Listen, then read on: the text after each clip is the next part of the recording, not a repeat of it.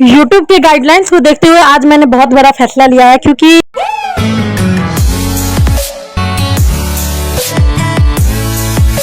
Good morning. कैसे हैं आप लोग? हेलो फैमिली, आप लोग अच्छे होंगे मैं आशा करती हूँ। और आज मैं आ चुकी थी ब्लॉग में। आज मैंने ना बहुत बड़ा फ़ैसला लिया है खुद के लिए भी, और यूट्यूब के गाइडलाइंस को देखते हुए ये फ़ैसला लिया है मैंने, क्योंकि थोड़ा सा ना आजकल मैं देख रही हूँ कि यूट्यूब ना हर चीज़ पे ना बहुत ज़्यादा गाइडलाइंस डाल रही है। और मुझे भी कई बार प्रॉब्लम हो जाता है क्योंकि मैं नई नई क्रिएटर हूँ, तो मुझे कुछ समझ में नहीं आता कि कहाँ कौन सी चीज़ें डालनी है, कहाँ कौन सी चीज़ नहीं डालनी है। तो इससे ना मुझे कई बार प्रॉब्लम फेस करना पड़ता है, मुझे अपलोड करना पड़ता है। आपको पता है व्लॉग बनाना बहुत आसान नहीं है, व्लॉग बनाने में बहुत प्रॉब्लम होता है। कई बार वीडियो एडिट करना पड़ता है, कितनी बार आप भूल जाते हो एडिटिंग के टाइम पे कि कौन सा डालना है, कौन सी चीज़ें नहीं डालनी है। ऐसे में ना कई चीज़ें ना ऊपर नीचे भी होती है, बैलेंस करके चलना पड़ता है। अपने डेली रूटीन, अपने घर की फिर चीज़ों को देखते हुए फिर वीडियो एडिटिंग वगैरह बहुत सी चीज़ें हैं करने के लिए। और उस बीच में अगर आपकी वीडियो डिलीट हो जाए ना तो वो थोड़ा सा ना अजीब सा लगता है। और मैं नई नई क्रिएटर हूँ तो मुझे कई कई बार ना प्रॉब्लम हो जाता है कि मैं क्या डालूँ, ऐसा क्या डालूँ। तो मैंने सोचा कि आज से मैं सम्राट और शौर्या की जो फ़ोटोज़ वगैरह हैं, जो वीडियोज़ वगैरह हैं, वो मैं कम डालूँगी। क्योंकि 3-4 बार ऐसा हो गया कि सामने से यूट्यूब ने चाइल्ड सेफ्टी के उसमें मुझे गाइडलाइंस दे दिए कि ऐसी वीडियो या ऐसी फ़ोटो आप नहीं डाल सकते हो। मैंने कुछ ऐसा डाला नहीं था। एक तो मैंने ये दिखाया था कि सम्राट मेरे साथ घर की चीज़ों में हेल्प करता है, कि अगर मैं बिस्तर साफ़ कर रही हूँ तो तकिया वकिया लगा देना, कुछ भी चीज़ें थोड़ा बहुत चीज़ें कर देता है।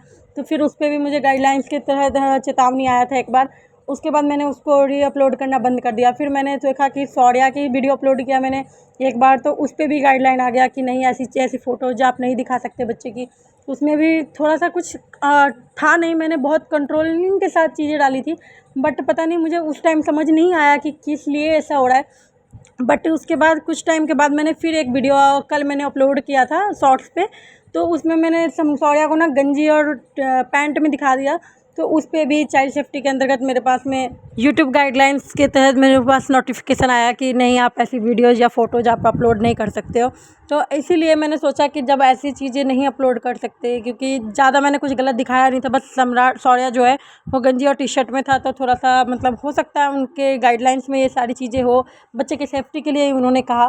तो इसलिए मैंने सम्राट और शौर्या को ना थोड़ा कम दिखाने का कोशिश किया, क्योंकि मुझे पता है नहीं कि कौन सी चीज़ दिखानी है, कौन सी चीज़ नहीं दिखानी है।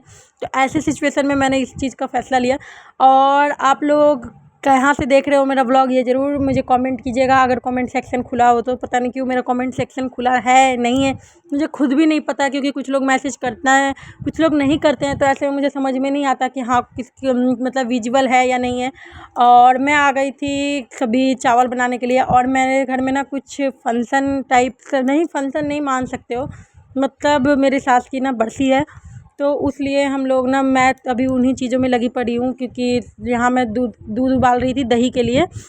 जोरन रखूँगी अभी उसमें, क्योंकि मेरी कहते हैं ना हमारे में ना हर चीज़ का ना गाय के ना शुद्ध दही से जो होता है काम वाम होता है। तो इसलिए मैं दही जमा रही थी। और मेरी प्यारी सासू माँ, आज तक इन्होंने जो, मेरी सासू माँ मेरे साथ 5 साल रही मेरे साथ में, इन्होंने कभी मुझे बहू जैसा फ़ील ही नहीं कराया, हमेशा मुझे बेटी की तरह ट्रीट किया है।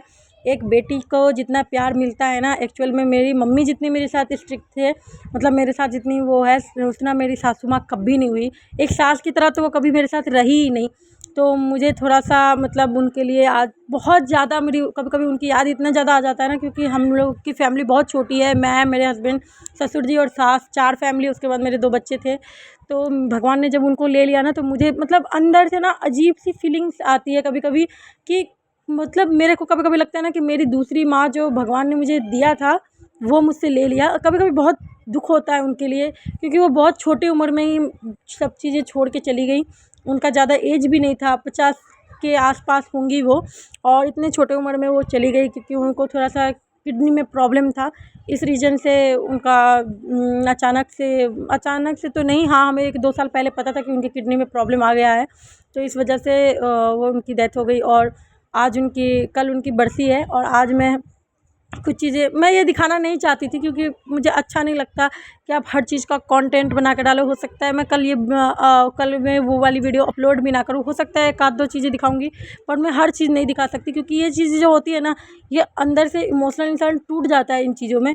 तो उस चीज़ में व्लॉग या वीडियो बनाना बहुत मुश्किल होता है, मेरे लिए तो बहुत डिफ़िकल्ट है, मैं ऐसी चीज़ें नहीं कर सकती। थोड़ा-सा बहुत अनकम्फ़र्टेबल लगता है, फ्यूचर की बात नहीं बता सकती, बट हाँ, मुझे ना कभी-कभी अजीब लगता है कि हर चीज़ का आप हर कुछ चीज़ें ना अपने लिए प्राइवेसी में ही रहना बहुत ज़रूरी है आज के टाइम पे। जो कुछ चीज़ें ना इमोशनल होता है इंसान, और उस चीज़ को आप कैमरे में रिकॉर्ड करो तो वो अनकम्फ़र्टेबल लगता है दूसरों के लिए भी और अपने लिए भी। तो इसलिए मैंने वो कम ही चीज़ों को आपको मैंने दिखाया है। बहुत सी रस्में हुई हैं, बट मैंने वो हर एक चीज़ मैंने आपको नहीं दिखाया है व्लॉग में। तो आप ये सिचुएशन समझ सकते हो। और इसी के साथ व्लॉग को करते हैं subscribe my channel. Thank you so much.